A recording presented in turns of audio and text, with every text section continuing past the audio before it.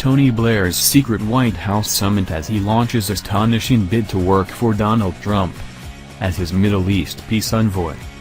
Tony Blair has attended a secret meeting at the White House to discuss working for Donald Trump, the Mail on Sunday can reveal.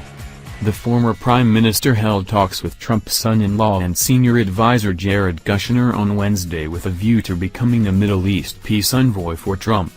This newspaper has learned that Blair and Kushner have met 3 times in secret since September, including their 3-hour summit in the West Wing last week. If Trump gives Blair the new role, it would mark an astonishing international comeback for the man whose reputation was left in tatters after the Iraq War. And it would be a major setback to Theresa May's hopes of forging her own special relationship with Trump, especially as former UKIP leader Nigel Farage is already a close confidant of the president. Blair's wooing of the Trump family is also likely to reopen speculation about his close friendship with Rupert Murdoch's ex-wife Wendy Deng, who is a friend of Kushner's wife, Ivanka, Trump's daughter. Blair and Deng were both present at a gathering of media and political power brokers in Aspen, Colorado, in September, where Blair first met Kushner to discuss political issues. The event was organized by veteran U.S. talk show host Charlie Rose, who visited Trump at his New York HQ days after his election triumph. Former Chancellor George Osborne was a speaker at the Aspen event. Just days after Trump's election victory in November, Blair and Kushner met again when they dined at the Pound 150 Ahead Harry Cipriani restaurant in New York's Sherry Netherland Hotel. Blair has previously been a Middle East envoy for the so-called Quartet of the EU, US, Russia and the United Nations, and his knowledge of the region is said to be attractive to the inexperienced Trump administration. The bombshell disclosure of his secret White House summit follows Blair's decision 3 months ago to wind up his controversial business empire. Weeks later he announced a crusade against the wave of new populism spreading across the world, but insisted that he had no intention of making a political comeback. At the time, his speech was seen as an attack on Brexit, though some also saw it as a swipe at the same wave of populism that gave Trump the keys to the White House. Blair has previously been more direct about the rise of Trump, saying a year ago, "I look at politics today and wonder if I still understand it. I get really anxious when policy is being made by Twitter feed." But he was more conciliatory after Trump's victory. Blair admitted that the result was an earthquake and that Trump's rhetoric on immigration had shifted the political scene. He argued that Trump's success was the beginning of a new reality that politicians in the West had to come to terms with. Similarly, when Theresa May invited Trump to make a controversial state visit to the UK, Blair said, "I certainly don't criticize the Prime Minister for reaching out to President Trump. It's important that she builds a strong relationship." Blair and Kushner have discussed the role for the former Prime Minister in achieving what Trump has described as the ultimate deal – peace in the Middle East. As a British citizen, Blair would not be permitted to have a formal job in the U.S. government, but the president could give him a role as an advisor. Trump's decision to put 36-year-old Kushner in charge of efforts to revive the peace process, which collapsed in 2014, raised eyebrows in Washington as the property investor has no experience of high-level diplomacy. Middle East experts say Kushner was almost unknown to Israeli business and political figures and has had no dealings whatsoever with Palestinians. Trump denied his son-in-law's appointment broke U.S. anti-nepotism laws, saying Kushner, an Orthodox Jew who is the grandson of Holocaust survivors, knows the region, knows the people, knows the players. Blair was peace envoy for the quartet from 2007 to 2015. But he made little progress and was dogged by claims that he was too close to the Israelis. When he stepped down, he was said to have been frustrated by his limited role in helping the Palestinians. Blair's appeal to the Trump administration is believed to be his vastly greater knowledge of the Middle East than Kushner's. A well-placed source said Blair's role could be as Kushner's senior advisor. Blair has been pitching hard for this job and Trump's people are taking him very seriously. A spokesman for Blair, who is currently in the Middle East, said, "We do not comment on private meetings.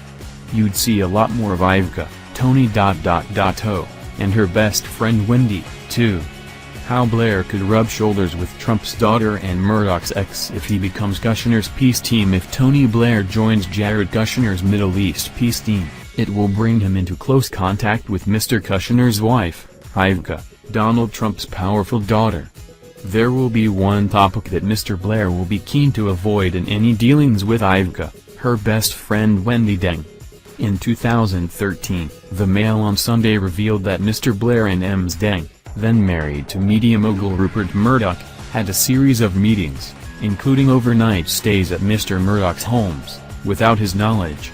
A furious Mr. Murdoch filed for divorce after finding out about the meetings and a note, apparently written by Ms. Deng to herself, which suggested she had warm feelings for Mr. Blair comparable to a crush. Mr. Blair, happily married to barrister and part-time Judge Sherry, and Ms. Deng strenuously denied any improper behavior. In August, Ivanka posted a photograph of herself and Ms. Deng on holiday in Croatia. The following month, they were together in the VIP box at the US Open Tennis Championship at Flushing Meadow. They sat beside billionaire music mogul David Geffen, also a friend of Mr. Blair. One of the meetings between Ms. Deng and Mr. Blair that enraged Mr. Murdoch was on the super yacht owned by Mr. Geffen. The friendship between Ms. Deng and Ivanka is thought to go back several years. In 2008, Ms. Deng, at the time still married to Mr. Murdoch, reportedly intervened when Ivanka's relationship with Mr. Kushner faced difficulties. According to a magazine, Ms. Deng invited the couple to Mr. Murdoch's yacht Vertigo to help them patch things up. Mr. Blair just avoided bumping into Ms. Deng when he met Mr. Kushner at a gathering of media and political power brokers in Aspen, Colorado 6 months ago. A witness said, "Jared, Wendy, Ivanka and Blair were there but Tony and Wendy did not meet." Reaping rewards from chaos he sowed, and using his political charm to schmooze his way in the White House. The photograph of a smiling Tony Blair, thumbs tucked in jean pockets, strolling alongside newly elected President George Bush at his Camp David retreat in 2001 came to define Blair's premiership. Just over 2 years later, the pair defied world opinion and invaded Iraq. It was a disaster which, arguably, destroyed the reputation of both. And many experts say it was a major factor in the rise of the so-called Islamic State terror group. Such history will make many despair at the idea Blair may be given a new role in ending the Middle East chaos whose flames he fanned. But the former Prime Minister has always been a political chameleon. And he has usually found a way of schmoozing his way into the White House. In 1998, he teamed up with fellow left-of-center showman Bill Clinton before delivering his famous liberal intervention speech in Chicago. Both were subsequently hailed as heroes when their military action ended the bloody Bosnian Civil War.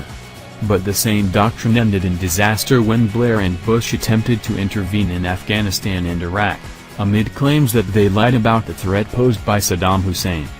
By rights, Democrat Barack Obama was a far more natural political ally for Blair than right-wing cowboy Bush.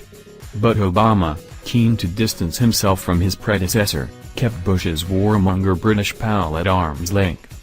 Despite pledging a $54 billion, £44 billion, increase in defense spending and vowing to wipe out IS, Trump has also said he intends to focus on rebuilding the U.S. economy rather than getting involved in foreign wars. On her recent visit to the U.S., Theresa May went out of her way to echo Trump's foreign policy move.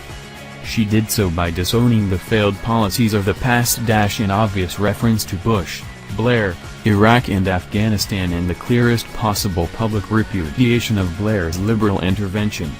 Now the predecessor she publicly disowned in a speech to Trump supporters could be back in the White House advising the Trump team on foreign affairs.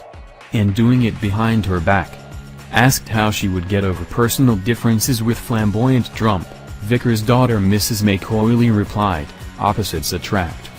Wily charmer Mr. Blair is more than capable of using precisely the same chat-up line to weave his way into the affections of Donald Trump. After all, following Brexit, Mrs. May will no longer be able to act as a bridge between the White House and Brussels. Blair is on first-name terms with most EU leaders including Angela Merkel. Having made millions from business dealings with all manner of super-rich world leaders, Blair will get on with Trump like a house on fire.